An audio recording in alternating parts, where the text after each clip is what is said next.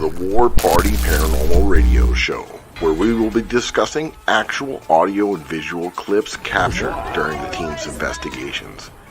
Hear firsthand eyewitness accounts from fellow team members and special guests. Now smash that like, subscribe, and follow button, and let's get ready to welcome team leader and your host, Eric Vanderlaan, and tech specialist and co-host, Mike Delcoro.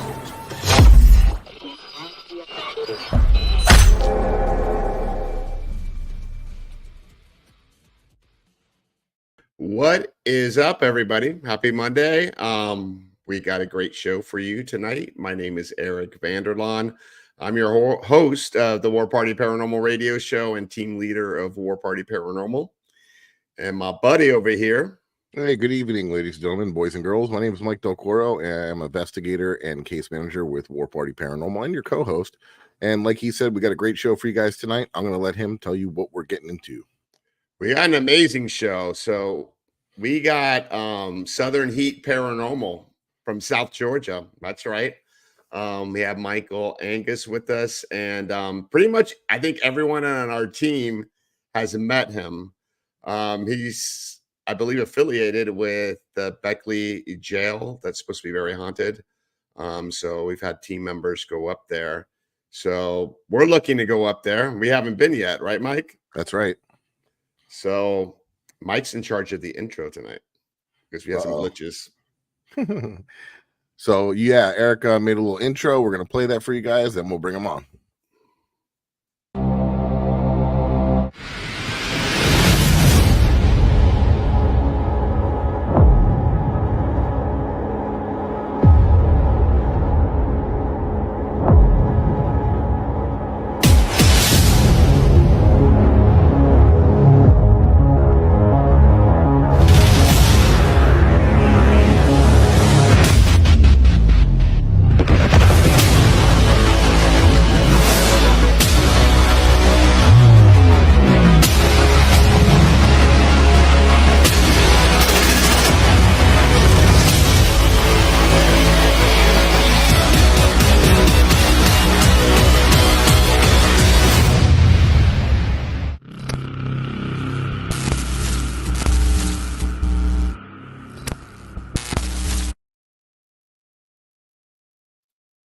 You saw a familiar location there, didn't you, Mike? I did. I saw a couple. Yeah, exactly.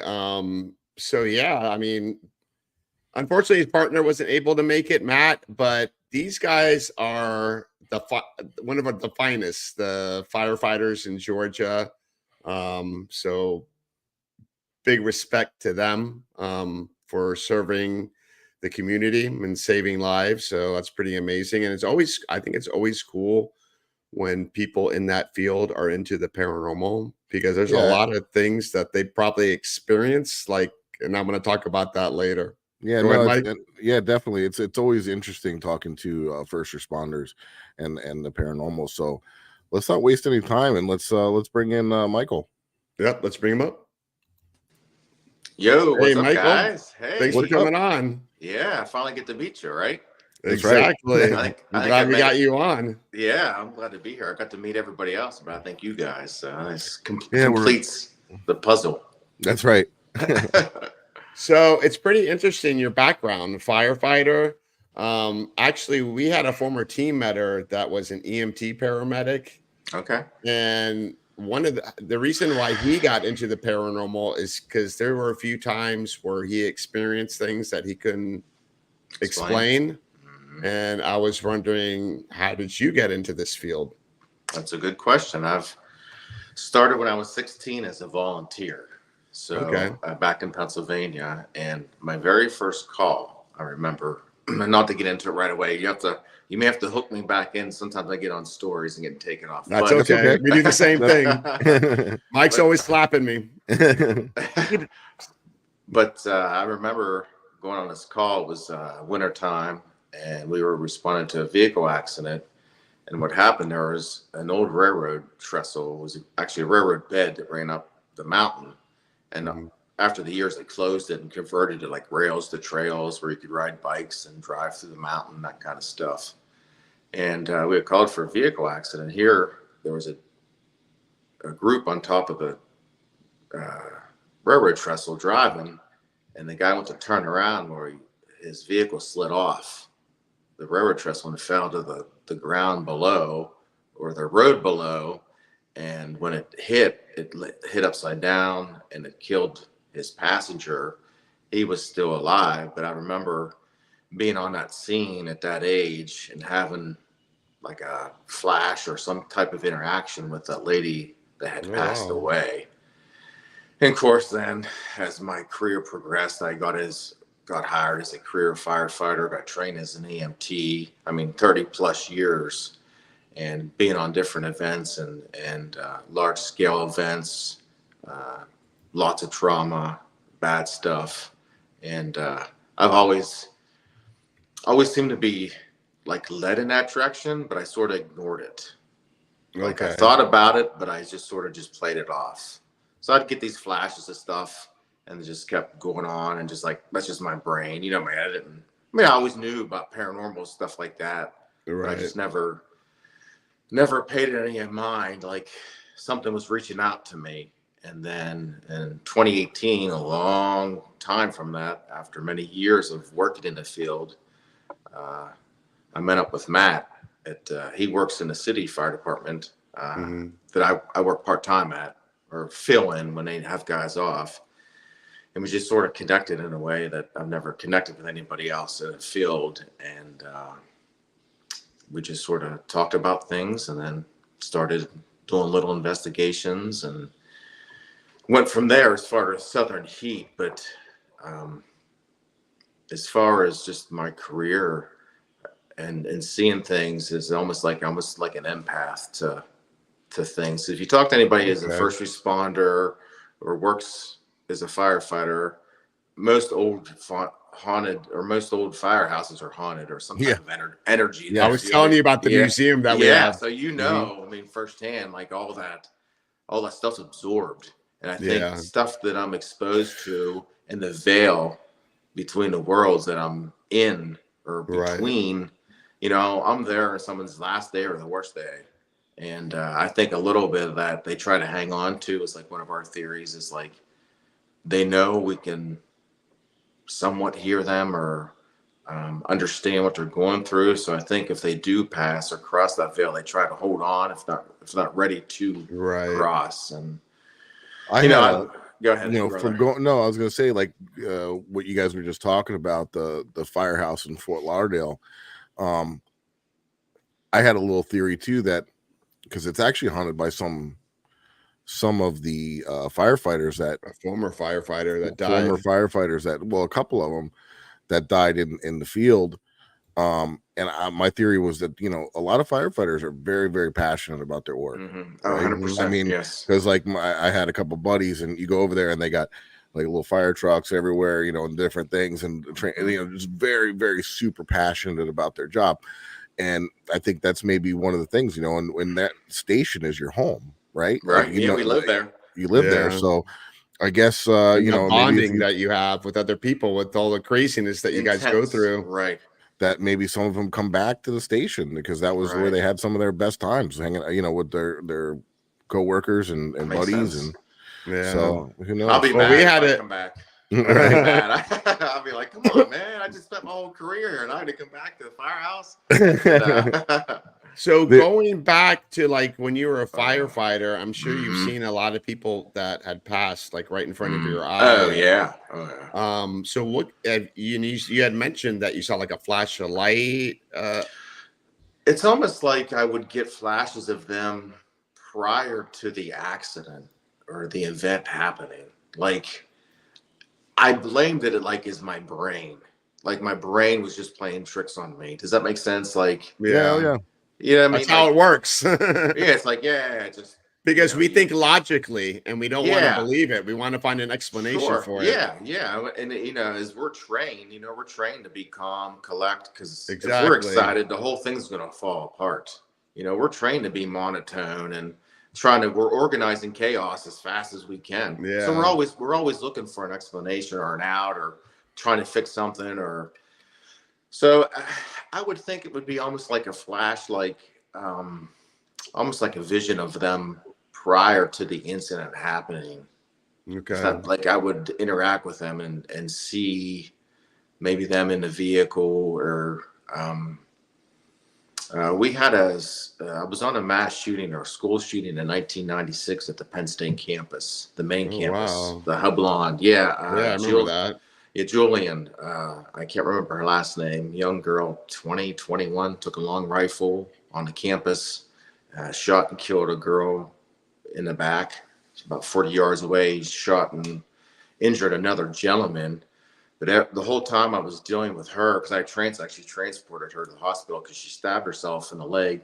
When the guy went to subdue her, women stab down. So guys, listen to me. Women stab down. So if you know, but she stabbed herself in the thigh, and then he put a tourniquet on her. I actually transported her to the hospital, and like the whole time I'm just like get these flashes of her sitting there with a gun and talking to herself, and that, you know what I mean? Like yeah, I don't know. It may, like I said again, just playing it off, just like you know all these years of stuff, and the same way with other incidences that we had. That I don't know. Maybe it's just my brain. Maybe I don't know. It's no. I've been doing this for a while, and I just think that a lot of things you shouldn't take for granted. Yeah, the paranormal speaks in subtleties, Yeah. And we're trained to disregard that. Just like you said, maybe it's just, it's my brain playing tricks on me. And I'll still do that today. Some places, like if I hear something or whatever, and I'll be like, I don't know. Yeah. I don't know if that, you know what I mean? Well, especially, if it's somewhere where I don't want to hear it, like at home or something like that, I'm like, nah. But yeah, no, for sure. And you start looking at those little things and they start lining up and they're all very similar. Right. Like it took me that long. Right. Yeah, right. Like if it happened once or twice, it's like, okay, but you start to have that repeatedly and it's kind of corresponding with what's going on. I got a perfect example of that too. There's a local place here that we investigate. If you ever come down, we're going to invite you. Yeah, dude, we need to hook up for sure. Yeah, we got the Gold Coast Railroad Museum. Yeah, I see that. Yeah, awesome. On that. The wildest thing I've ever experienced there was, and this was like, it was still daylight outside. We were in the maintenance room, and there's a bathroom, and then in the bathroom there's a window there. So I'm like standing with my side facing the bathroom in the window, and in the corner of my eye, I see a full like arms, legs, like shadow figure, just like walk like right across like the doorway. Really? And I'm like, come on, I did not. I walked over to try to see like what could have caused that, like because first thing in my mind is I'm doubting it. Soon as I saw that, we had a writer that came down from Chicago to investigate with us, and she's like, I just felt someone run their finger on my cheek from top to bottom. And I looked at her cheek and she had blush on. There was like blush missing, like someone ran their finger. Yeah, that's cool. It was crazy. So that was like almost confirmation. Right. I know, right? No, that never happens to me. No, but yeah, like it takes a while to register. And like, I'm still like, I did not see that. This guy, it's got to be an explanation. And I'm like, okay, maybe I had my glasses on, but my glasses were off, So I mean, I had like a glare or something. I don't know, but people make fun of me. I always talk to people that pass too. If we're on a scene, I'm always like talking like they're still there. And it just always did, and it just took me for that long. When someone passed on the scene, oh yeah, I'm always communicating with them. I mean, I can't obviously record and that kind of stuff. Yeah, yeah. I mean, you would buy your recorder in the ambulance. I'd love to not. Oh man! Imagine if I think it's disrespectful, but imagine if you could push it to the envelope, something like that. Just imagine. And I talked to a couple of police officers that they would go crime scenes and they would record it. Them talking and investigating the crime scene. Yeah, that's true. And they would get EVPs. Oh wow. Yeah, they still get, That's true because you're walking through, talking like I see this, I see that, this is what's going on, I'm interviewing so. blah blah blah. So yeah, that's really wild. I never thought about it's true. that. Yeah. I've talked to a few. Yeah, I officers know a that couple of local police officers that are Mhm. into the paranormal as well. One's a hostage negotiator, and the Oh other one wow, is like on a SWAT team. He jumps out of helicopters. that's cool. And like See, it was funny, like I didn't know about this until later. And my son used to play little league football, and his coaches were on the police force, same department, and they knew what I did. And I'm like, oh, do you know so and so? And they were like, yeah, he's into ghost hunting, is he? And he's like, well, no one's supposed to know that. He told me to keep it on the down low. And I told him, like, oh, everyone knows about that. Mhm. So it just seems like that, like a lot of Yeah. people, like first responders like you and police officers, I've noticed that some of them are into the field that Well, we do. even when we went to the fire station that's now a museum, a lot of the firefighters were there with us, and they all were telling us experiences. Like they were Oh, all excited. yeah. They were all into it. Which Like to made be it able to even talk to better. somebody. and people do that all the time to me. That's part of my talk when I go out and present to groups, and that kind of thing. And people, I invite firefighters, EMS, doctors, and nurses because everybody has a story for me. Oh, Everybody. yeah, for sure. Everybody has something. God rest Scotty's soul, but she said every time she went to the hospital, this is back when she was healthy, she'd always have a recorder on her. Oh yeah. Oh yeah. Yeah. So they always have something. I for had to get stitches. I went to ER, and she's like, did you bring your recorder? And I'm like, no. She's like, God damn it, you should have brought your recorder. Yeah, so you know how they make you wait. So it's just like, you could have killed the time doing EVPs. Yeah. But yeah, go ahead. No, I was just gonna say it's kind of a little morbid, but whatever. We're in that field, right? So I had a good buddy of mine, Dave, is a firefighter, and I asked him one time, and I was like, "Man, what's one of the craziest things that you've kind of seen?" And he's like, "Well, this one I had to take a couple days off after." He's like, I went into a suicide, and I had to go in there and just mark the time of death and do my little thing and write a report. And he's like, the cops were waiting outside, and I went in, and he was EMS and firefighter. So, but he went in, and he said there was a guy sitting on the edge of the bed, and with a shotgun, took off kind of half his face, and he went over there and was kind of doing the thing. And he said the guy opened his one eye and leaned right into his face, really? and said, "Don't tell my wife." And then kind of went back, and he said there was no pulse. That's crazy. Yeah, it must have been like that last little bit Black of gas. just adrenaline or whatever it was, or whatever. That's insane, dude. But he said he gotten like right in his face and just like no. and said, "Just don't tell my wife," and then back. Yeah, it was wild. Damn, that's crazy. I've seen some crazy stuff, but I don't. That's pretty over the top. Yeah, he said it kind of screwed him up for a little while. Doubt. Yeah, because that's the last thing you expect. Yeah, exactly. Someone's half their face and head's gone to talk to you. Now, I've had, I had a jumper one time, 10 stories head first, and that cat still had a freaking heartbeat. God. Really? I'm like, yeah, what is going on here? Now, he obviously died Yeah. a couple seconds later, but it's like, that's how strong the human body is. Yeah, that's true. It's just trying to hold on to that. But it would speaking of that, one of my experiences, we had years ago before cell phones and all this fancy stuff, went on a chest pain call. The guy's like, man, my chest is killing me, blah, blah, blah, blah, blah. What's that? Pager, beeper.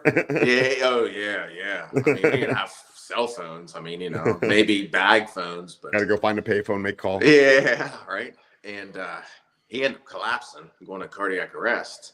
So the medic shocked him, and he come back, and he was pissed. He's like, I was telling you guys not to shock me, but you couldn't hear me. So the entire time he was out of a body experience, watching us and talking to us, but we couldn't hear him. He said, I knew it was going to hurt when you're going to shock me. And when he come back, he was all pissed. Oh, wow. Oh, my God. We shocked him. Not because he didn't want to come back to life, just because he knew it was going to hurt. Okay. Yeah, if that makes sense. But it's pretty wild, like outer body experiences, like they're Uh-huh. all similar. It's just pretty wild, right? Yeah, like near death. Near death.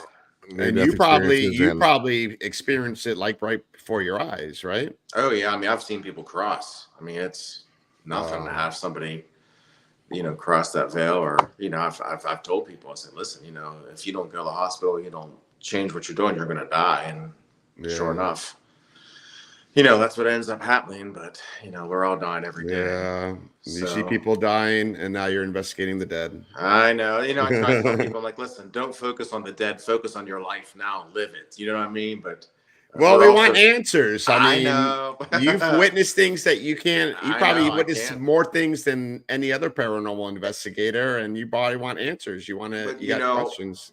honestly, a lot of it I'm at peace with now. Like, it took this long and this part of my life to connect to my other parts to make me understand what my thoughts are and how death is. Not that I understand it, but like, Yeah, I'm a little There's definitely more, something. Yeah, there's something there.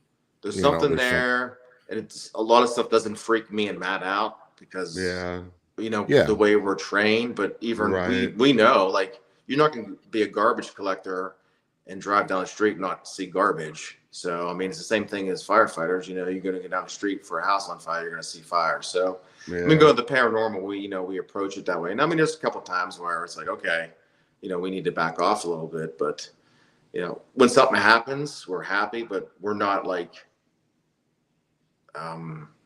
super surprised. If we're asking, does that make sense? Yeah, that's kind of how we are. Like, if you see we investigate probably. You get your name called out, and you're like, "Oh, they called my name." Like most people be freaking out, Yeah, Like, don't take it for granted anymore. Constantly, especially at the jail. But yeah, go ahead. What were you saying? No, I was going to say we just do it so often. We investigate so often. I kind of say, like, if a detective goes in and they're doing their job and they see a dead body, they're not going to scream, throw their hands up, and run out the door. Right. That's their job, really. It's something that they're used to. It's not that it ever gets easier, but I mean, it's something where you can keep your composure. You know what I mean? Sure. Yeah. And that's how I kind of feel like with our show, The Haunted Files. We don't over dramatize or anything like that. We kind of just put out. It's just us investigating. You see what you got, and that's the way we do it too. Matt's like, our shit's so boring. I'm like, well, it is what it is. It's refreshing. People like that. We can't make shit up. You know what I mean? Exactly, because you lose credibility. Yeah, it is what it is. If you don't get nothing, you don't get nothing. Second. Yeah, and a lot of the people like in our chat here too, they're all paranormal investigators. Not all of them, but most of them, or paranormal enthusiasts. And they get it, and then that we get feedback from them too that they respect that about us. I'm just curious, talking about paranormal investigators, like being in the fire department and being at the station, thinking about like what kind of tools you could use. It's the same thing. What kind of FLIRs do you have over there? Yeah, we all the fancy ticks. I mean, when I first started, they were monstrous. The infrared camera or the ticks, were huge. The thermal cameras were huge. But now, I mean, they're shit. They integrate into your face piece. Yeah, guys, I'm gonna sign off on this. I'm gonna borrow this. Check this out. That's like a book. That's what I tell people. It's like the fire service or the paranormal feels like the fire service, and they're always trying to sell you the fancy and latest shit and buy this because it'll do this, and it all comes back to what? Just us, our senses, and going in there and using our brains and understand stuff. I mean, you can have all the fancy devices. We have all that crap. It's like sometimes. Well, I was just gonna ask you, like, what's your being a firefighter? What's your favorite go-to equipment? But I think you already mentioned it to me. Your senses, your brain. My brain. I like ITC. I'm big with ITC devices, and you have to have that bridge. You got to build that bridge of communication. You can have all the SLS, XLS, all the little talking devices and apps and all that stuff. But if you don't have that communication formed and that gap between the worlds bridged to allow that communication, the rest of the stuff is just worthless. That's so true, because Eric even says it too when he kind of says it, when I'll let you obviously speak for yourself, Eric, but you said when you were on a previous team you weren't really getting that much information. Then when you kind of came over to War Party and you were kind of opening yourself up a little bit and changing your tactics is when you started capturing more stuff, like, right? Now, like, I'm an empath as well. I think everyone has something in them. Sure. They just got to open it up and work on it. And that's what I've been doing. And for me, it's more like intuition. I don't know, like gut feeling. I can't explain it, but I'm like, I just feel like I'm pulled to one area and I'm like, I need to go there. And then things start happening. Things happen. Yeah, they're reaching out to you once they know. It's almost like they're calling you, like subconsciously, you know. I believe it. I wish I had that kind of power that they have. Right. But the thing is, it's like you at the Beckley County Jail. Like, I don't know how many times you investigated, but with us at places that we go numerous times, you build a relationship. I mean, these are people, and we definitely build relationships. And like you told me earlier, to the point where they'll call you by name. Oh yeah, especially at the jail. I mean, we'll run a certain device. You know, we'll go down there and play around. They'll say Matt, they'll say Mike. You know, they talk to us all the time or whatever. We're just part of it now, so they don't pester us too much. Right. You know, it's just. And Southern Heat, is that just you and Matt, or do you have other team members? No, just me and Matt now. Okay. So, yeah, but it's easier with the both of us. Well, that's a lie. It's not easier with two of us, but we got 30 team members. Oh 15 wow, active. No, I don't know. I like the small circle, you know. Yeah. But we do some stuff with the searchers, Josh and Shane. And, Josh is very cool. Yeah, so he lives like 30 minutes from me, so we're fortunate to work with guys on different projects. Mike, I think we need to go up there. We got some people to visit. Yeah, I tell you, man, you let me know when you guys want to come up. We'll hook up a date. We'll get some people down there and hang out, do whatever, man. I mean, but you want to talk about Joe for a couple minutes? You can get off of me. I'm boring. We don't need to talk about all that. But no, we're coming close to our halftime. Yeah, what do you want to do? We got to pay some bills. All right. So we got to do some commercials. We'll do that a few minutes earlier, and then we're gonna talk about the jail. That's what everyone wants to hear. Let's get back into that. Yeah. All right. All right.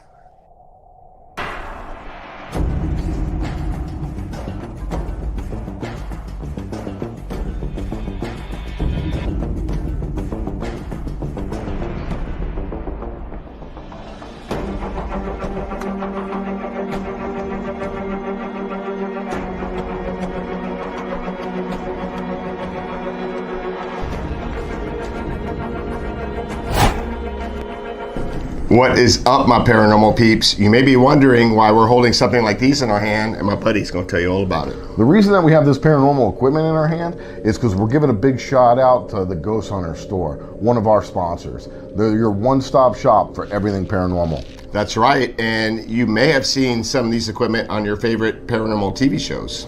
Exactly, especially the Haunted Files on Paraflix. Mike's got that right. All right, guys, so check them out, and if you use the code word Ghost Gone Wild, not Girls Gone Wild, Ghost Gone Wild, in your checkout, you'll get a discount on your purchase. Thank you, guys. Peace.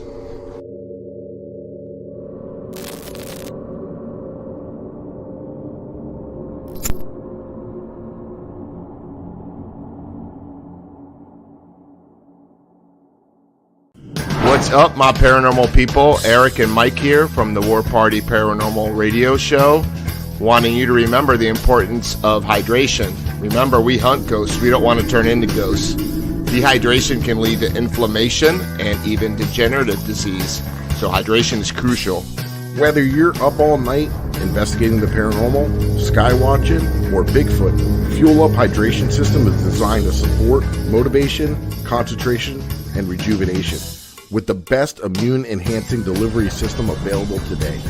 Experience the benefits of Fuel Up with their Feel the Difference money-back guarantee. Visit fuelup.gg/warparty for their special offer that includes free shipping. Fuel Up for life. Hey, Eric, how do we do? It's awesome. All right. Well, maybe we should stick to hunting ghosts. I don't know if commercials is our thing. True that. Yeah. So, guys, check it out. If you head over to the Ghost Hunter store, use the promo code Ghost Gone Wild, you get a discount on your purchase. And also, on Paraflix, Eric and I have a new episode coming out, Cemetery Nights, coming out this Friday. This Friday, the 19th, 9 o'clock p.m. Eastern Standard Time. I'm going to roll a quick little intro for that. Make sure you guys check it out. We appreciate it.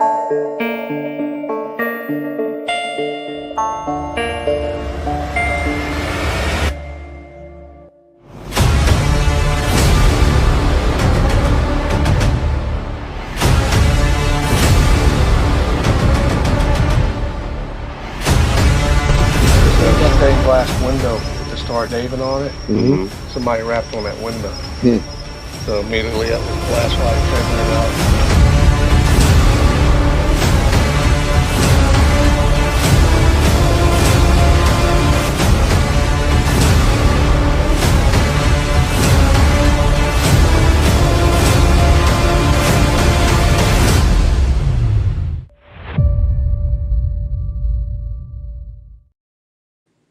You saw that Cool, thermal, yeah. Michael? Looks good. Yeah, it's a pretty wild little spot, but we kind of just go to kind of It's our training grounds, Michael. We got training Yeah, grounds there you for our go. team. Can you believe that? That's what Well, we you use got the the jail jail. for. I don't get better than that, right? Yeah. You can be But on I got that another all the quick time. announcement. I just want everyone to know we are, last time I checked, Mike, I think we were only 5 subscribers away from 1,000. Wow. All we need is 5. So if you guys haven't subscribed, please subscribe. Yeah, We guys, would please, appreciate it. And tell your friends about it. we'd appreciate it. And I'm done. Yeah, The and then YouTube kind of channel. talking about going back to the jail, like you said. Tell us, so we're Let me only tell you the familiar. story. Yeah, let's do it.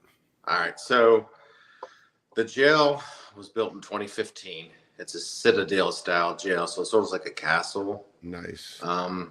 Has the tower for the gallows and all that kind of stuff. We don't have a lot of information. It reminds me of the old Charleston City Jail.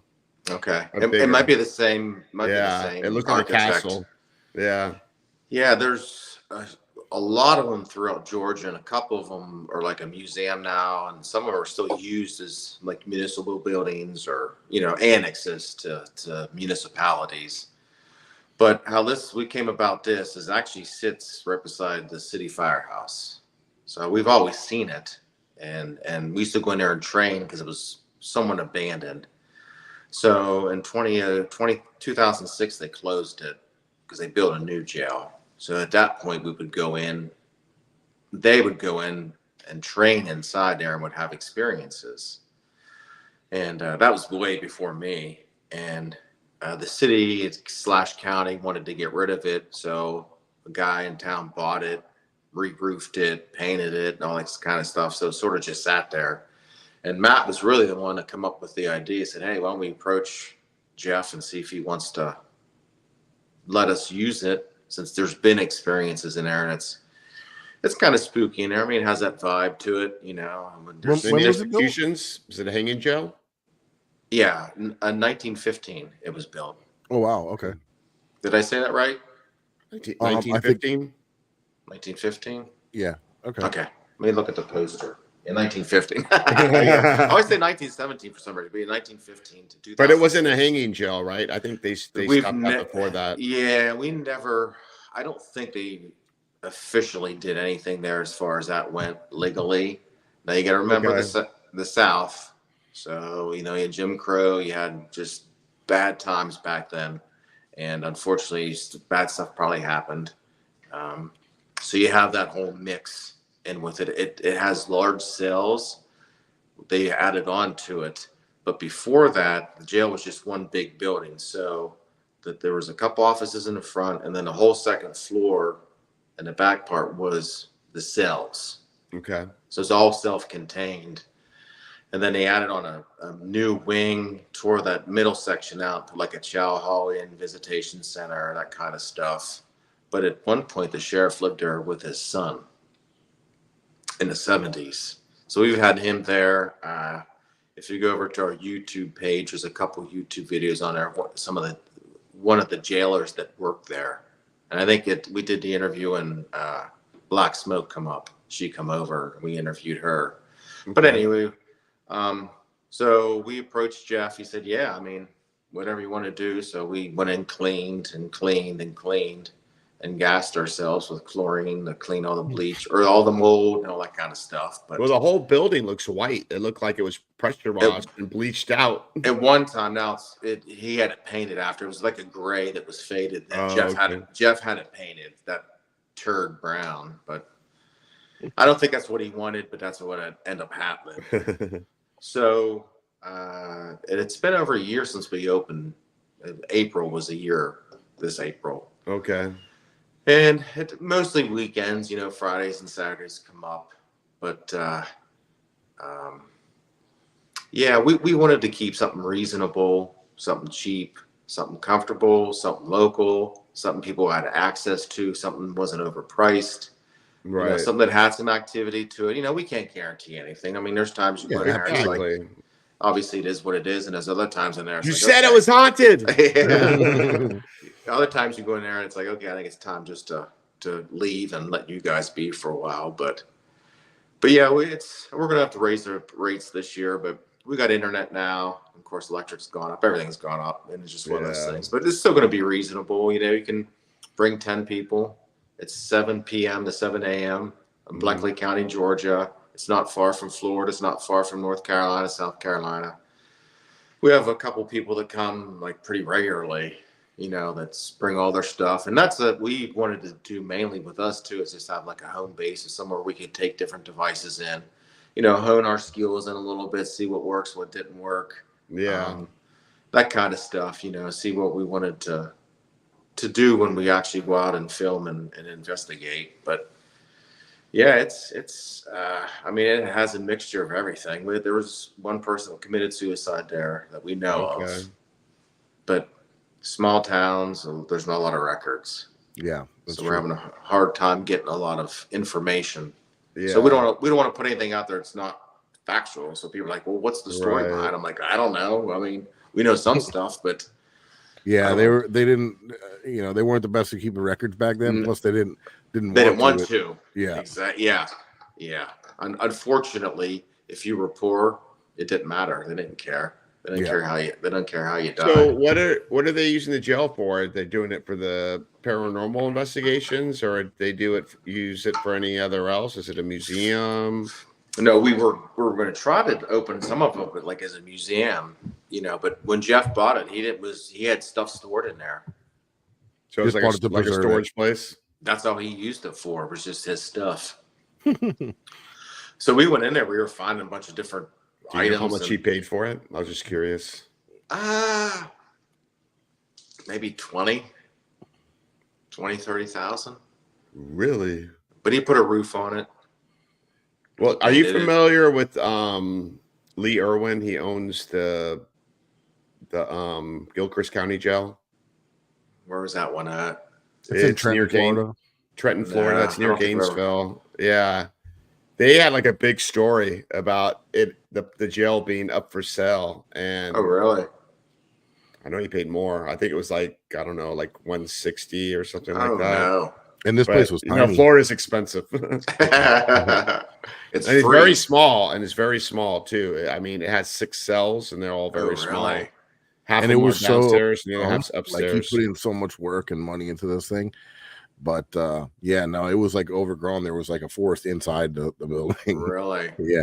Yeah. He has a pretty high-tech security system in there for monitoring. That also you can see it in thermal as well. Oh, wow. Yeah, it's pretty neat. That's a cool system. Yeah. So he sees a lot. Yeah. So what he wants to do is he's gonna like play it live continuously, where people can go on and like check it out, see if anything's going on in there with nobody in there. That's cool. And like maybe like if other investigators are in there, they can watch what watch them. Doing. Yeah. We talked about doing that a couple times. Matt will go over and put a couple devices on, do like a Facebook Live, put some devices out, but it is what it is. But yeah, we wanted to keep something cheap for people to come up and investigate, and we didn't know how it was going to take off. We didn't want to put a lot into it. It's like nothing, but no, that's cool because it's hard. A lot of people, history, like you said, they were just getting ready to sell it and get rid of it. We don't need it. It's good to preserve the history of the building, plus give people to a place to investigate, because I mean, the paranormal field is growing, and it's a double-edged sword. It's pros and cons to that, but I mean, it's awesome that you give people a chance to check out something and not have to remortgage their house. For our team, we do events, interactive ghost hunting events at museums, these historical places that are known to be haunted. We don't take a dime, but we're raising money for them. Okay. Because almost every place we go to, they're all struggling for money. It's really tough for them. So it's pretty amazing that that guy bought that and is going to keep it and share it with the public. I'll have to look it up. Yeah, and then there's that Hamilton County Jail. They had their struggles as well. We were there one time. It was a good little place. Yeah, jails are always usually very, very active because there's so much emotion, right? Yeah. That in jails, just between the anger of being locked up there, the loneliness, all these different feelings, impregnates it. Don't drop the soap, Mike. Don't be dropping the soap in the shower. I never thought about asking that.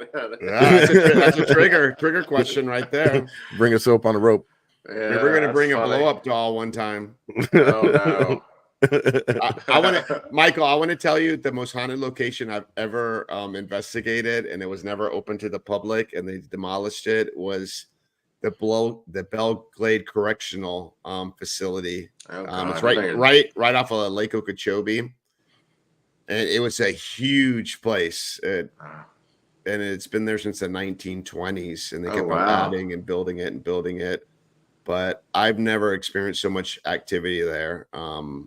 But it was wild. But back then we were thinking about bringing some trigger ideas. A lot of times you get into those places like that, you don't need anything, because if they've been closed up, they're just waiting for somebody to try to communicate and tell their story to, or talk to, or whatever they want to convey to you. They're just waiting for that opportunity to express themselves. And my girlfriend and I, she's in the chat. When we were at the Gilchrist County Jail, we were hanging out with Lee, and she brought her dog. And the most active place is when you go up the stairs to the second floor and turn around and go to the end. What's that? Cell block 6? I think it was cell block 6. I can't remember. And her dog went up the stairs and then froze, would not go down that hallway. It was pretty crazy. Pretty crazy, right? Yeah. How they can sense it. Oh yeah. Yeah. So do you bring a Dalmatian on your Just joking. Dalmatian. That's cool, yeah. Right? Yeah, you have the Dalmatian that you use on the fire truck, and bring them along. Bring them along for the cool idea. Yeah, but we get a mix of stuff there. When we first opened up, we're cleaning. We would have I had a whole conversation with a gentleman, and I'm like, yeah, blah blah blah blah blah blah blah blah blah. I'm just sort of just talking and working, and I go outside to do something, and Matt is out in his truck. So where have you been? He's like, I've been out here fixing something. So the whole time I was inside having a whole conversation with somebody, because they were the only two there. So you thought you were talking to Matt? Yeah, I thought he still was inside. So I'm like, I think I was vacuuming or doing something. So I'm messing around, moving stuff, and just having a conversation. I could hear something, so I'm just talking, saying stuff, and I thought he was answering me, and no, he was outside at his truck had a tailgate down working on something. That's pretty crazy, right? Yeah, then we have a female there, and we can't figure out who she is. She may come and go. I don't know. I have my whole theories with that too. But a couple people have caught her. I think there was just a group in there that actually caught her disembodied voice talking. Used to talk to us a fair amount. She'd say good morning, like it was nothing, and that kind of thing. But she hasn't for a while. Black Smoke caught a shadow figure in their one video, and I think that's cool. Yeah, William is what I call him, is a tall, thin black guy that used to be there. Unfortunately, I think still is, but he's he just follows you around, just watches what you're doing. You know what I mean? One of those guys, just follows you around. But yeah, it has its days. You go back in that back cell part, and it's okay, I feel you. I get it. And when we go out and investigate, and it's, the same way with our job, it's just hey, we're here to do something. This is what we need to get done. We go investigate. I'm like, listen, we're curious. This is why we're here. We want to learn some stuff. If you want to talk, we can bridge that gap. If you don't want to talk, then just you do your thing, we'll do our thing, and we'll be out here in no time. I don't know if that works, but it sounds good, right? Right. But You know what? yeah. You'll like this. So not only we've investigated the Fort Lauderdale Fire Museum in Fort Lauderdale, but there's a place that we do events at called Yesteryear Village, and the most well-known property or building that's known to be haunted is called the Riddle House, which used to be a former funeral parlor. Ghost Adventures did an episode there in season 1. Not gonna make me watch it now. No, I know. Season 1, I think it's episode 3 or 4. But Yesteryear Village is a bunch of buildings that were going to be ready to be demolished, and the museum moved them to this one location and then restored them to the glory. And it's weird because it's like the security guards there, like during the day, they'll be, patrolling the place on the golf carts. They'll see shadow figures just walking around the grounds and stuff. Lights come on in buildings. Yeah. That are locked. So each building like has their own personality, and I think Mike might agree with me, but they have a fire museum there that I think is the most active. It is. It's building, wild. And they got some old time fire trucks and all we these don't like it's the building artifacts. itself, or there's an attachment to some of the items. No doubt. I have attachments. I know I do. No doubt. They got 3 like historical fire trucks in there. They have a bunch of. We start out by ringing the bell. Yeah. Oh yeah. And they have the old siren on the fire truck where you can crank it, and it says like you're allowed to crank it, so we crank that thing up.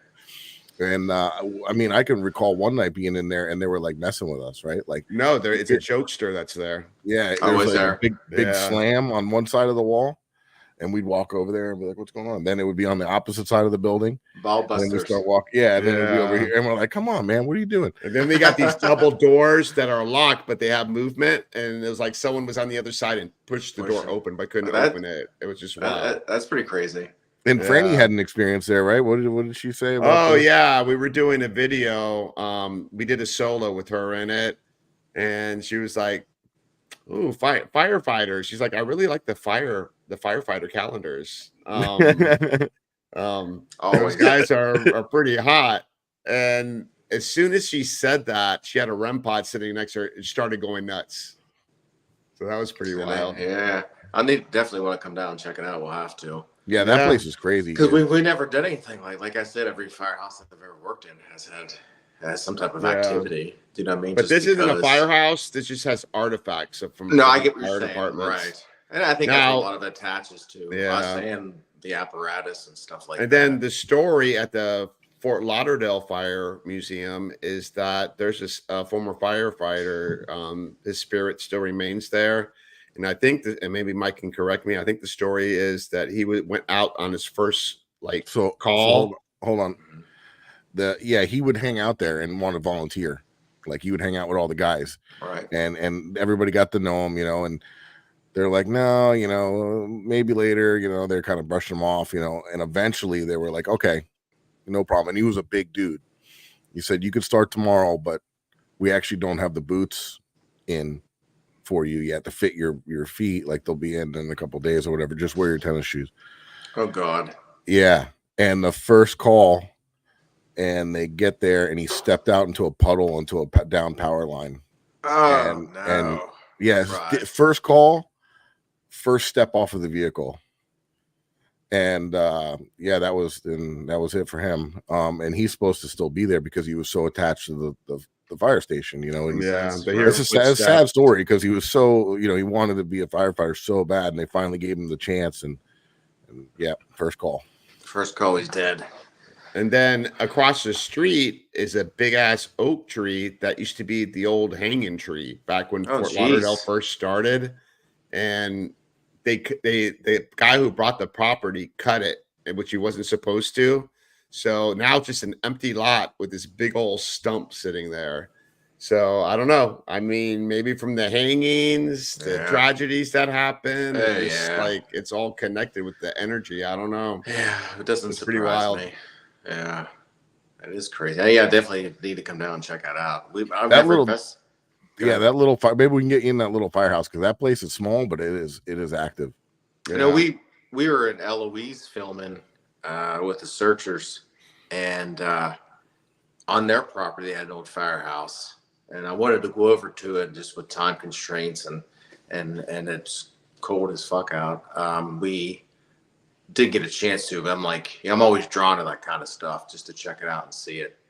Well, this one's really interesting. It looks different from any other firehouse. It's almost like a ranch style, like a Mediterranean looking type building, really? like a home with like a tall, like round, like I don't know what, like a turret type tower. Yeah, it's a very strange shaped building. Yeah, I wonder it's if like they a try piece to of build- art. They build it to fit in the neighborhood. You see that a lot in bigger cities. You know, Yeah, they build it has like they a build it Spanish so tile blends roof. and Yeah, that's probably what it was because I think it goes back to like either the late 1800s or 1920. I mean, not 1800s, early 1900s or 1920s or something like that.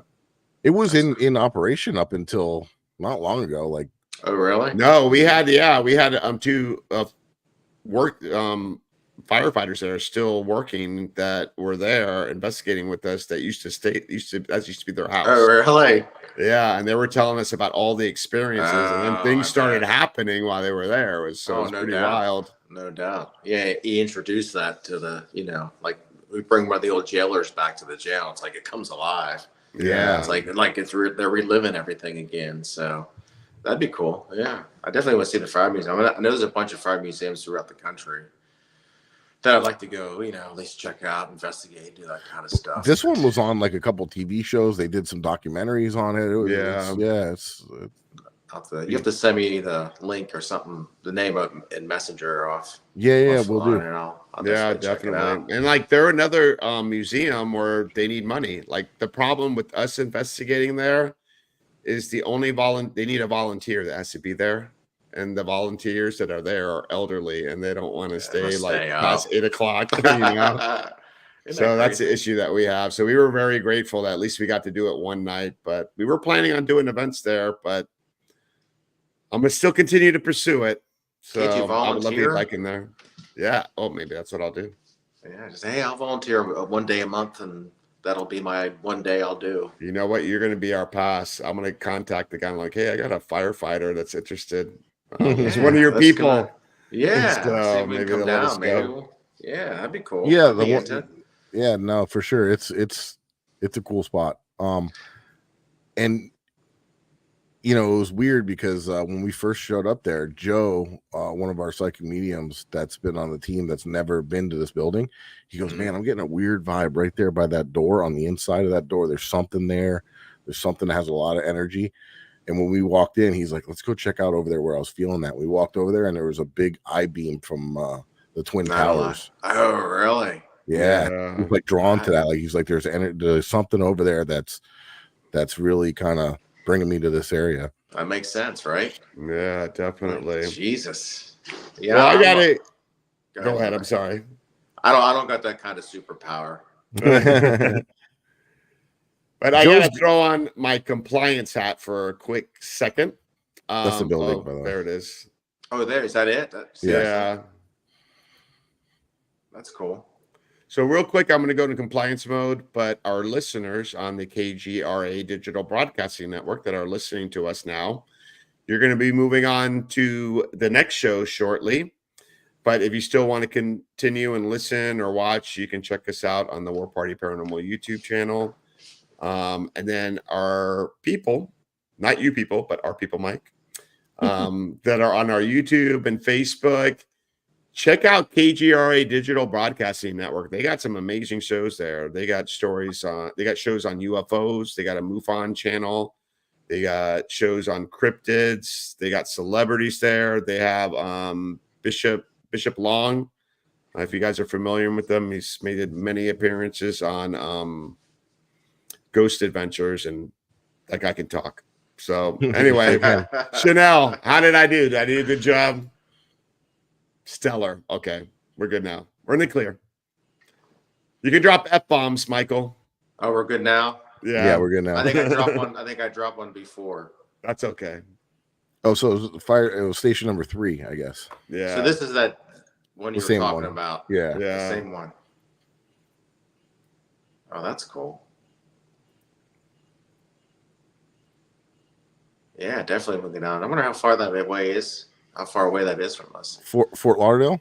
I don't know. I've been to Orlando. That's about 5 hours. It's Fort Lauderdale. Yeah, 5 so add another- hours and maybe add like another another 3 hours, 8-hour Oh. drive. Yeah. You know James from Cross the Line Paranormal? Yeah. He's a crazy bastard. Mhm. He'll drive all the way from he's in Valdosta, come Valdosta. down the night, investigate, and then drive back. Oh no.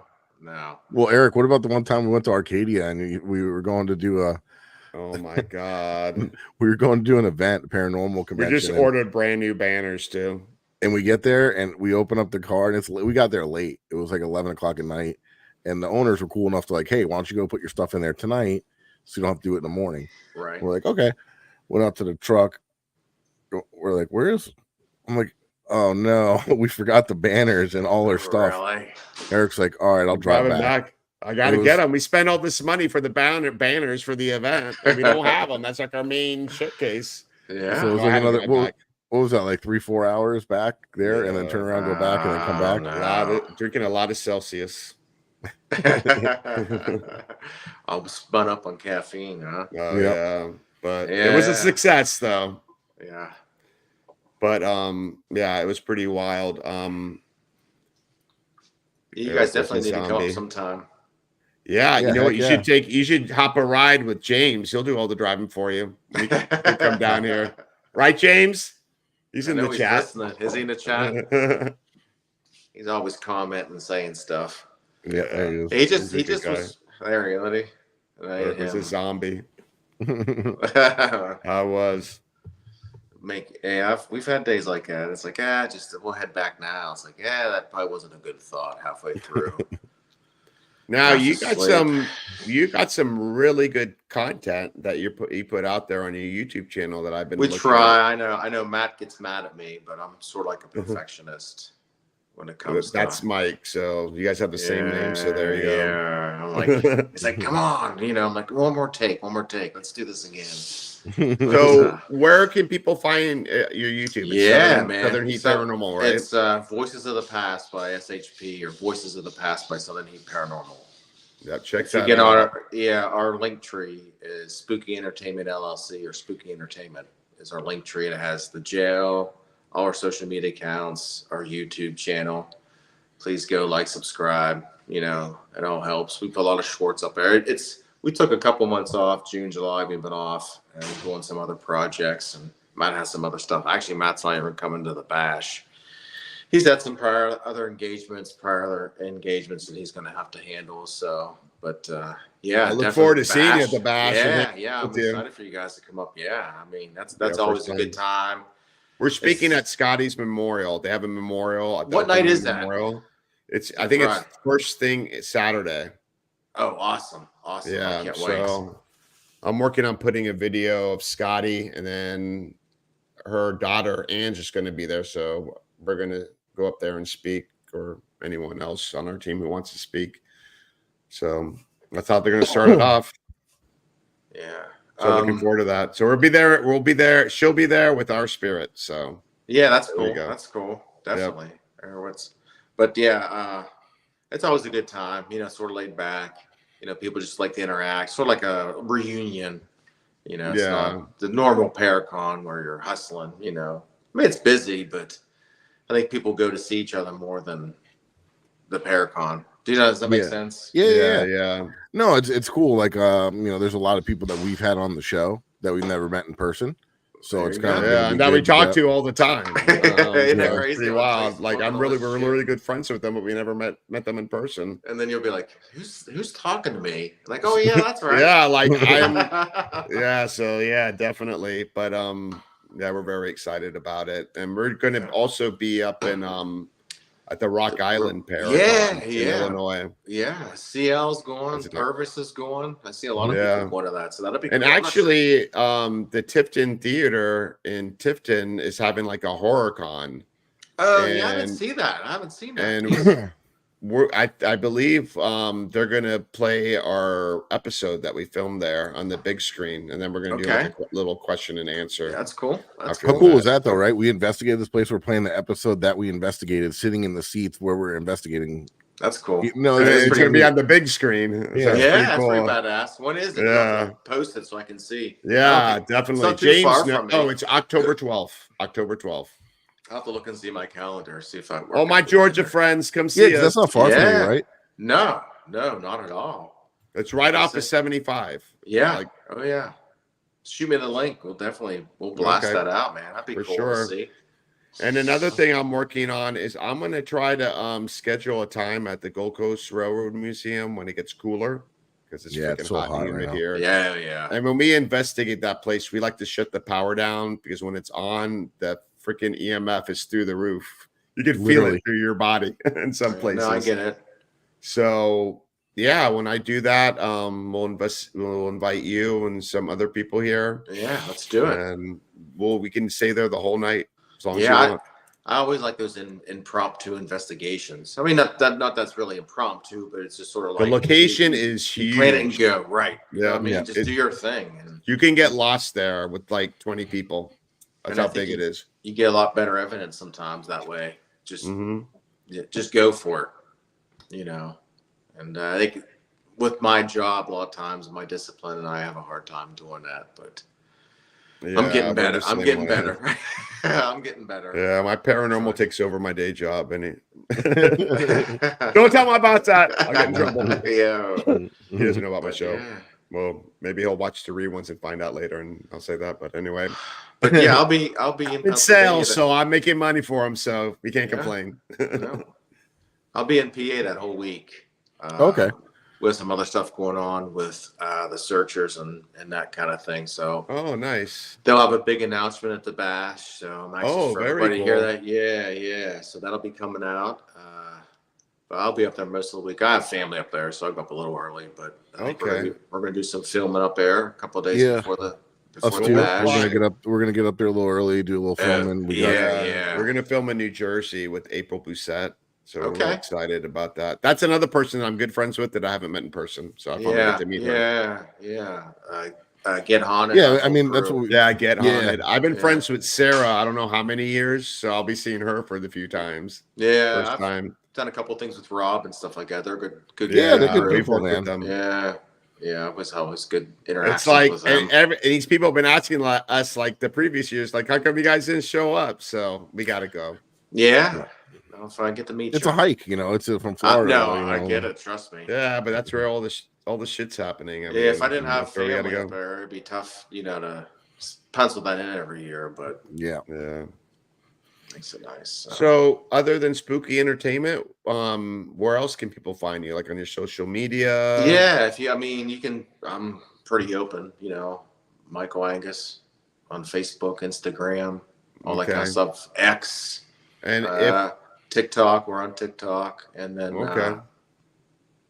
yeah, And we got a lot of paranormal investigators here.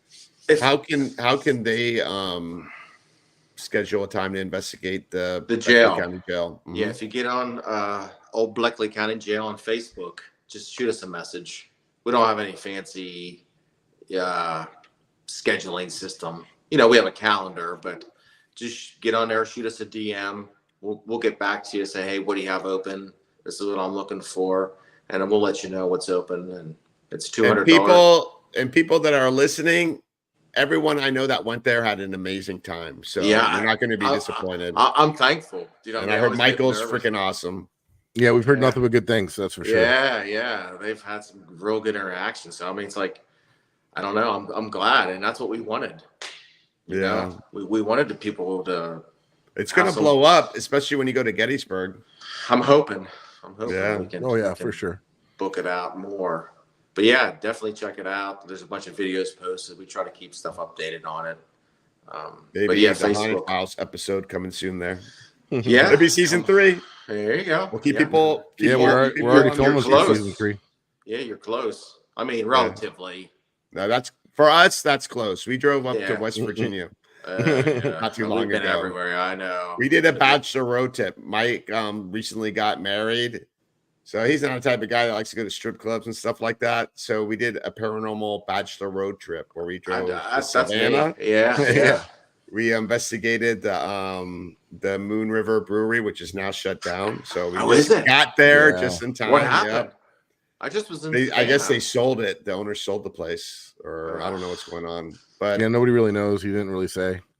And then from there, we went to Williamson, West Virginia, investigated White Hill Mansion, and then after that, White Hill Mansion. We went to the old hospital in College Hill, and then we went to where you were. It looks like you were recently at South Pittsburgh Hospital. Yeah, that was our last episode we filmed. That was last September with. How was your investigation there? Well, here's how that started. Because ours was wild. Yeah, for sure. It didn't disappoint. So we first went up to Old Harem Hospital prior. That was the year before. I heard that was really good. That is a good place. Ronnie runs a real good place up there. Yeah, he's a good guy. Yeah, Ronnie. I like Ronnie a lot. And so anyways, to make a long story short, we teamed up with Mike and Marty Perry. I don't know if you know them or not. They did a lot with Ghost Adventures and stuff. She draws what he sees, or what she sees too. They're both psychic mediums. He communicates, and she'll just draw what comes to her mind of the person he may be talking to. So we finally teamed up with them. They moved from California to close to Tennessee, and they're like, yeah. I said, we're going to go up to film these 2 days. Can you be here this day? And they agreed to it. We took care of them, brought them in, took care of them completely. And we were just going to use them for like a psychic sweep, do a couple shots with them, right? Maybe an hour or two, and then just let them go. Just kick them loose if they wanted to go home or whatever. And man, they couldn't get out of there. And like, as soon as Mike and them walked in, it's like, whoever was there was just waiting for them to break that threshold, because they're like just bombarded them. Like you know what I mean? Yeah. And Ronnie you have to watch the episode, but Ronnie had a crazy experience with them and what they. How long ago were you there? September 20. Oh, okay. Yeah, last year. Yeah, last year. We were going to go back and do another one. Then we went back into the fundraiser for a gentleman that recently passed away from cancer. And Ronnie's been messaging us, just haven't had time, to get back. Matt hasn't had time. But right. We went in there for just to get equipment set up and just to walk around. Mm-hmm. And people were talking like the hospital was still open. Like disembodied voices. We were hearing stuff, seeing stuff. Isn't that I did an isolation on the 3rd floor. I was hearing footsteps, doors closing. Yeah. I've never heard anything like that. We caught a shadow figure, like an arm going like this on the wall. And no one could have caused that. And we wanted to try some kind of a psychic test as well. So, what was the Don't get away. Yeah, it's been out a while now. What was the Miss Nellie? Miss Nellie. So when we did the original walkthrough, we didn't bring Joe with us, our psychic medium. Mm-hmm. And then so we walked him up into the room blindfolded. And then we sat him down and we could see if he could sense where he was or if anything. And it's unbelievable. I actually still have see it right on camera what he's sensing out, and like the thing I'm like panning on what he's picking up, and it's just pretty crazy. Yeah, I actually still have the trailer loaded up here. I can show. It's only 1 minute. Play it. Okay. The old South Pittsburgh Hospital, located in South Pittsburgh, Tennessee, is a historic building that has gained notoriety for its reputation as being haunted. Originally opening its doors in 1959 as a medical facility, it served the community for decades before closing its doors in the late 1990s. Reports of strange occurrences, such as disembodied voices, apparitions, and unexplained sounds have fueled the hospital's reputation as a haunted location. Tonight, the Haunted Files team is going to see if they can document these reports.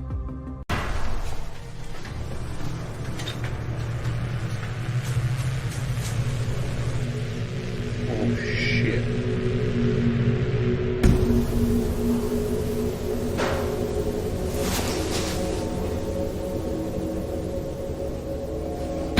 Do you like this stuffed dinosaur?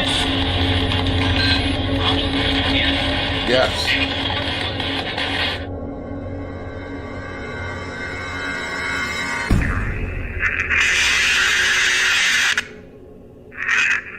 Leave.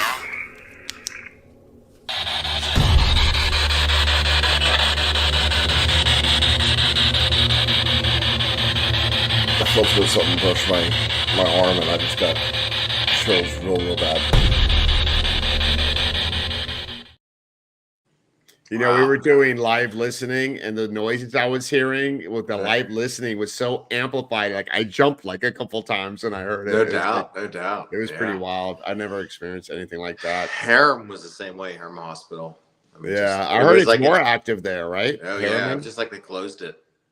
You know, I mean, like literally, it was still open. Yeah, Ronnie closed. was saying that we have to to go next. Yeah. Oh yeah. I definitely want to check it out. I want to do like a road trip and go to Harriman, and then go to oh damn it, what's the name of the prison up in West Virginia? Oh, Brushy Mountain. I want to go to Brushy Brushy Mountain and Harriman. Yeah, that'd be pretty intense. But for people who haven't watched our episode on the South Pittsburgh Hospital, towards the end is the best. It has something to do with the Ring of Fire, the song. So I'm just going to leave it at that. There you go. There you go. That's cool. Yeah, it was pretty intense. Like, I don't know. It was very unexplainable. Not stuff we, uncovered. And the first time I've been there was during the day, and it was active during the day. Yeah. Yeah. And all related to like something happening in the hospital. Like, yeah. Nurses being busy. Like for me on the third floor, I felt like there was, I don't know if it was I'm not going to say, but I felt like someone was there that I was being too loud and I was disrupting things. And it was supposed to be quiet time. Right. That's what I felt. Relax and rest, Yeah. Be quiet and rest. But yeah, All we right, just. cool. Well, go ahead. No, go ahead. No, I was just saying we're getting to that time. Yeah. So make sure if there's anything else you want to add, feel free. Plug yourself like crazy. Any events coming up? Any announcements? For sure. Bash, Yeah. Gettysburg Bash. I'll be there. Please come see me. Any questions? Feel free to stop by the table. We'll be doing some stuff there. We have a special announcement, I think Saturday. And I'm going to be speaking with some other folks, Sean Austin, some other people about an impromptu investigation that we actually had in Gettysburg last year. So, very cool. Come check that out Saturday evening. If you're bored and want to be more bored, come hear us now. But I'll be picking your brain about Gettysburg when I see you. Yeah. I used to live in PA, so I'm pretty familiar with Gettysburg. But I haven't been there since I was a Boy Scout. I hiked the whole field. Yeah, that's cool. It's changed, but and then I'll be back on the road end of August, September with the Searchers. November we'll be back on the road, and then October the sorority party in the USS New Jersey. I was invited there by the Get Haunted crew and Ghosted magazine. So we got an article there in this month's. Oh yeah, we'll check that out. Year. That's awesome. Yeah, okay, yeah, cool. Yeah. But yeah, we'll be pretty packed fall, and already starting to plan 2025 as far as events and that kind of stuff. So hit me up, hit us up on our pages if you have any questions. If you're gonna be in PA, please come to the Bash, support these guys. Definitely. Check out Paraflix and that kind of stuff. Absolutely. I've talked with Natalie a few times. Was with her at a couple Paracons. So yeah, she's great. She's amazing. The support she gives us, she pushes everybody out of this world. Yeah. You couldn't ask for anything more from her. Right. Fortunate to have her in your corner and pushing your content. So that's good stuff. And that's what we like to do. We like to support everybody and see everybody succeed. Even in our job, that's what we're here to do. Is we're here for. Well, I'd love to film a collaboration with you guys, so that'd be pretty cool. Yeah. I mean, we got hopefully lots of time, but for sure. But all right, thanks for having me on. Well, and I'll thanks see you for weeks. coming.